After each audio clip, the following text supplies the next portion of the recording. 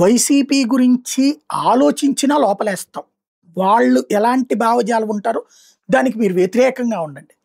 వాళ్ళు అంటే ఇప్పుడు ఒక విషయంలో ఒక మెడికల్ కాలేజీల విషయంలో ప్రభుత్వం తీసుకున్న నిర్ణయాన్ని వైసీపీనే కాదు వ్యతిరేకించేది. స్టూడెంట్స్ వ్యతిరేకిస్తారు, పలు సంఘాలు వ్యతిరేకిస్తాయి. అట్లాగంటే గనక మీరు వైసీపీ మనుషులే. సోషల్ మీడియాలో ఎవరైనా ప్రభుత్వానికి వ్యతిరేకంగా పెడితే వాళ్ళు వైసీపీనే. వాళ్ళకి ఇక భవిష్యత్తులో వాళ్ళ మీద కేసులుంటాయి.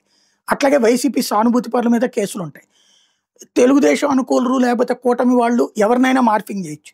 అదే వైసీపీ వాళ్ళకి గనక ఈ ఫోటోలు ఏమైనా మార్ఫింగ్ చేస్తే మార్ఫింగ్ కేసులు పెడతారు. ఎందుకని?